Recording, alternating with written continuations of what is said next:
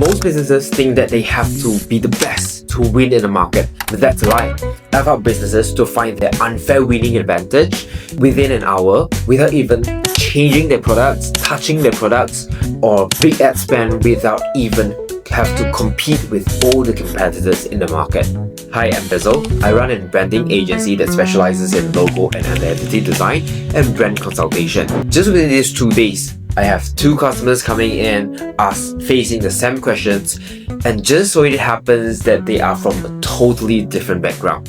One of them is just a startup, completely just starting up, that they don't even have a logo yet. Another one is a 30-year-old company that in the hotel industry.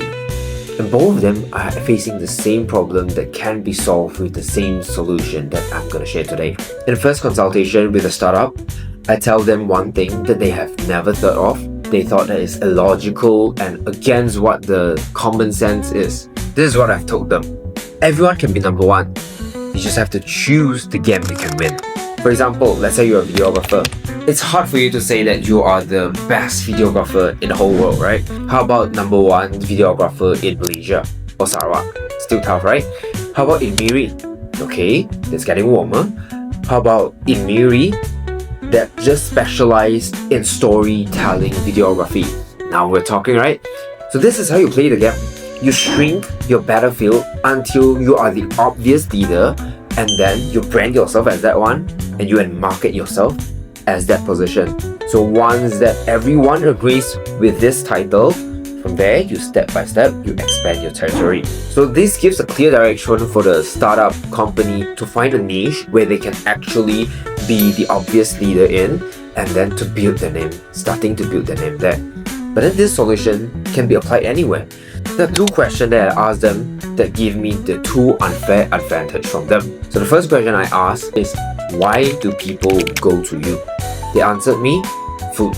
In their market, there are not a lot of hotels that specialize in food.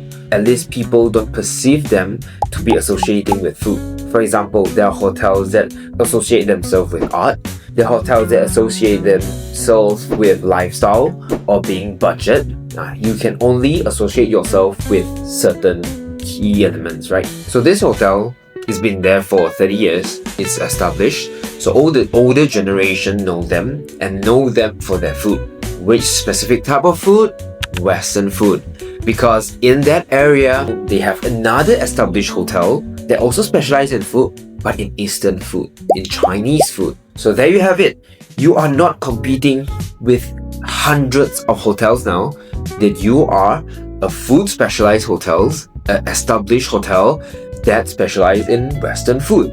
Okay, so this is the first thing. I think that this is your unfair advantage, that you need to make people perceive yourself as that. You have to associate yourself with food. But how do you do that? Because branding is not who we say we are, but what others say we are.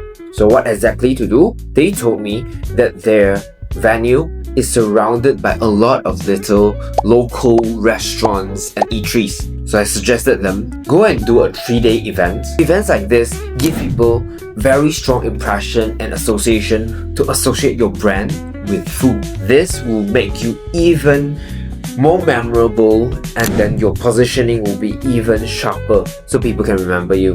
The second question I asked them is, why do people not come to you? Every coin has 2 sides. I believe every strength brings a weakness, and every weakness must come with a strength. So they said, being old. The design is too old, the building is old, the furnitures are too old. Like, why do people want to come to a place that's old when there is a lot of other new options? You have new sheets, new designs where you can take photos, right? I totally agree with them, but I believe every position has a leverage. You just have to see it and leverage it to the maximum. So there are 3 things that I see what they can do. So the first thing is math. Imagine you have 100,000 guests per year, right? Let's do some math. Imagine you have 100,000 customers per year. So you are running for 30 years, means that you are having 3 million of customers. You have serviced 3 million of customers throughout the 30 years, right? So today, if you can contact all of them to ask them to give you a review, right? If only 10% of them actually replies you, there you go, you have a 300,000 of people replying you, right? And within that 10%, only 10% of people actually leave a review for you, because if people they don't want to give a good review, they probably don't even want to reply you, right?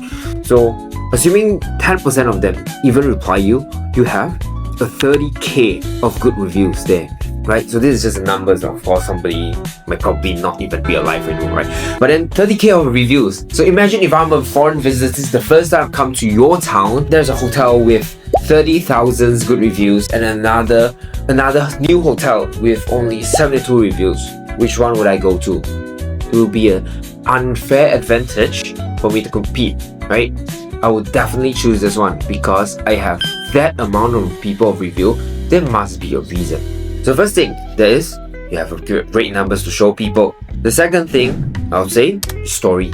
So according to them, that area used to be a prime area for the town. So there are a lot of bars and pubs.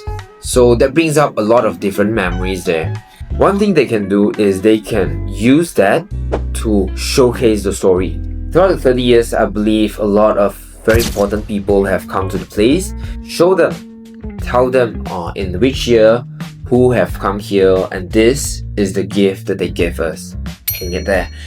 That furniture experience, someone puked on it, or some celebrities have come here and then they like the furniture, they have signed on it, just showcase it. I'm sure they have stories that you can tell. In the marketing world, the best marketing tactics you can have is to share your experience. That I have a client, they have XYZ problem coming to me, and I tell them, I have 20 other clients who have the exact same problem, and I give them solution A, which help them to grow by at least 20% to 50%, and then they're all happy with it. Do you want to come aboard? With proof, with experience. Only old companies can do that because they've experienced this whole 30 years. New hotels, they can't come and tell you that, we have so many people coming in. So new hotels, they can't do that. They don't have the leverage. So that's the second one. The third thing I think is the most powerful one, which they told me every single signature in the hotel has been there for 30 years. Like, wow. Like, how is it even possible? I have to change my socks every 1 month, right? This reminds me of a case study that I've studied before. It's a hospital that they use white cloth as their visual identity. It's a hospital, means that they have signboards, they have room labels, they have tables, they are all wrapped with white cloth. Why do people don't usually do that? Because white cloth easily stains. And this is what they want to tell them. They want to show that they are so confident with their hygiene level, they can keep white spotless. So even though they don't say a single word, but then they are showing them through actions, through visuals, that they are clean and reliable. This is exactly what I think they should tap into. I tell them, you just go ahead and go to every single room, leave a flat, say just one sentence. Tell them, every single furniture you see here has been here for 30 years. Just like that. Don't say any extra words. The first impression must be, wow. Then people start to appreciate them. This table has been here for 30 years, but they're still in such a good condition. So it's another way of just telling them, it's like shouting at them, I can take care of this furniture for 30 years. Imagine how well I can take care of you. This is how easily you can frame your weaknesses into your strength. So just by using this method, number one method, you can easily win in any market. Don't tell me you can target everyone because you want a bigger market. People will just not gonna buy from you because they have bigger, better companies they can choose from. Hit your niche. Find your battlefield that you are the obvious leader. Brand yourself as that. Then you go and market yourself as that. Once people agrees with that, then you expand. These same methods can apply to a startup and also an old company. So stop trying to win at the big game, the whole game.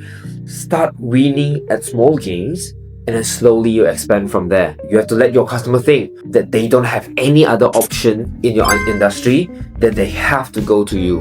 And that is how you make sure that you keep winning. Thank you for watching. If you have a friend who might need this, just share it to them. Be generous. Then see you in the next video. Okay, bye.